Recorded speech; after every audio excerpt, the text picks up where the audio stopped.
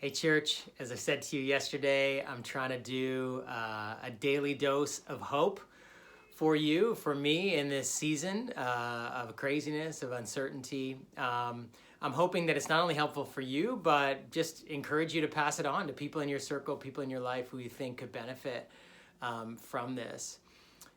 Today, I wanted to talk just briefly about something that for the longest time I never even understood was a thing that was something I should do that would actually help me, especially in seasons like this. This is, for all of us right now, become an isolating season. And we have terms like social distancing, which were never even in our vocabulary, a few weeks ago. And self-isolation and all of that. These are considered not positive, they're just considered necessities right now.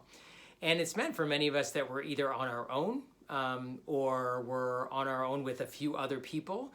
We feel, if you're anything like me, in a sense kind of constrained, very hemmed in.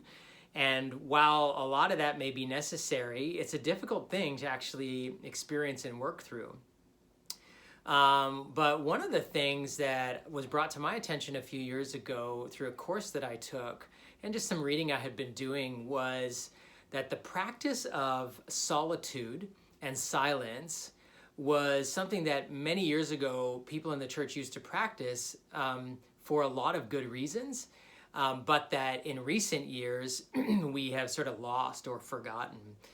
And I was reading a book in a course that I was taking with a guy named David Sherbino on spiritual direction, and I was using his book Reconnect, which we've actually recommended to you before as a really good resource.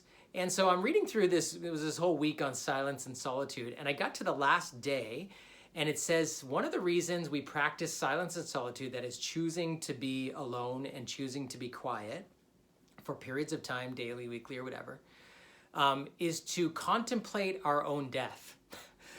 And as someone who has like the strength of positivity and who's always looking for the next fun thing and the silver lining or whatever, I had to reread that line a couple times. I'm like, why would I ever do that? Why would I ever contemplate my own death?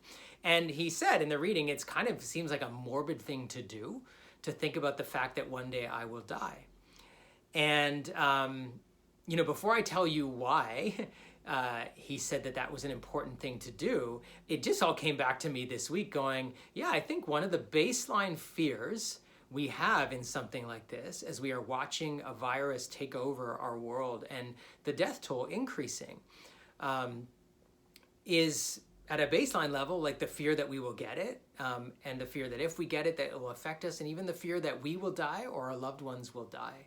And at a very baseline human level, if self-preservation is our most basic instinct, then of course death is the enemy of that. And it is something that we have an innate fear of. And maybe for many of us, that fear is a little closer, it seems a little more plausible or clear and present in a time like this.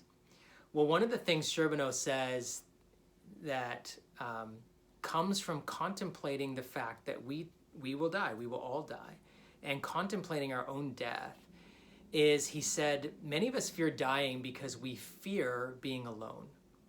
Of course, if we ever imagine ourselves, near death or dying one day, we would think, okay, we want to be surrounded with our loved ones.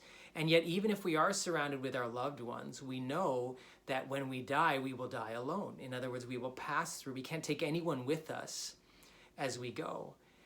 And he said, because we don't ever spend time or resist often time by ourselves or in silence, we're not used to being alone. We're not actually used to realizing that we're never alone because God is always with us. And so the reason we fear death is because we don't know what it'll be like to simply be in the presence of God. We just simply envision our lives as being surrounded by people and things and the rhythms, the normal rhythms of life. And when all of those things are gone or taken away or we have to leave them, then we assume that will leave me alone and I will go into the darkest night of death alone. And he said, what does it mean for us to contemplate and actually force ourselves to be alone and even to be isolated and to be silent in order to become more aware of the fact that we're never alone? that God himself, Jesus said to his disciples, I will never leave you. I will never forsake you. I will be with you to the end of the age.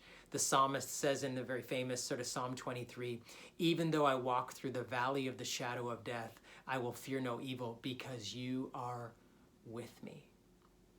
I know that just kind of rang my bell when I read it to realize, yeah, one of the reasons I resist, and I've said to you, I'm an extrovert and I'm always looking for the next fun thing, and I'm more comfortable with words than silence, as you know, is, man, times of isolation, times of silence are actually times where I can become more aware of the only one who has said he will be with me all the way through. That in fact, when I die, I won't die alone. He will be with me. In fact, I will pass from life to death into his presence, and with him, that when death's dark shadow comes over, it does not overshadow the light of Christ. It makes me think actually how often many people who know Jesus describe actually the entry into death as seeing a light, which is so beautiful, you know, and I don't know what it'll be like for me when I die, but I hope that whatever way, I know and I am used to being alone in the presence of God. And so I guess, you know, what I would encourage you with is to say, you know, in this season where you may feel isolated much more than you want to be, for some of you who are actually alone in your house or in your apartment, or you're spending a lot of time in your room, or you're alone with only a few people, where the normal things that you're connected to that keep you busy, that keep your mind going, that, you know, I was thinking even driving in the car, sports radio, like a sports radio is filled with talk about not sports, and that somehow we can even, and it gets inane at a certain point.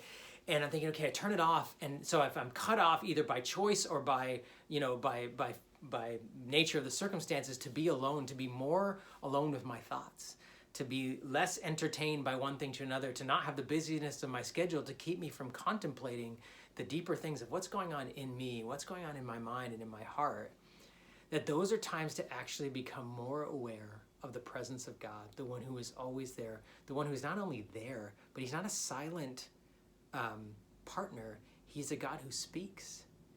And that really to hear from him actually requires us to stop talking, us to quiet down, to turn down the noise in our heads and our hearts, and actually think, wow, what if I did die tomorrow or next week or next year? To know that God is with me and that I can prepare myself, and that preparing myself to die doesn't actually make me more fearful. It makes me less anxious, because ultimately a lot of my anxieties boil down to this: what if I die? Even if you've never said that out loud. And then to actually say, no, I'm willing to go there. What if I die? I'm not alone. God is with me. Even though I walk through the valley of the shadow of death, I will fear no evil because you are with me. Hearing Jesus say to me, not just to his disciples, but to me, VJ, I will never leave you. I will never forsake you. I am with you to the very end, and all the way through the end, as you pass from life to death to life again. And so I just encourage you in this season, in this time, to use the forced isolation, the forced silence, to be silent in God's presence, to become more aware of Jesus' presence, Jesus' voice to you, to use scriptures like Psalm 23 to meditate on and say, my hope is not that I won't die, because we all will. My hope is that when my time comes, I will be more aware of the presence of Jesus than I'm aware of anything else at that moment. And I can begin in that preparation now. And as I prepare for it and contemplate it, it actually makes me more at peace while I'm alive. So I'll leave that with you. I hope that actually brings you hope. I hope it gives you some pathway to begin to meditate. And if you have nowhere else to start with Psalm 23. You can look that up on Bible.com. You can look it up on the Bible app. You can look up in a paper Bible if you have one. And just to begin there and say, okay, I want to read this, and I want to imagine God himself speaking to me through that as I turn down the noise, so that I can turn up, in a sense, his voice to me in this time of silence and solitude. I leave that with you. God bless. Love you.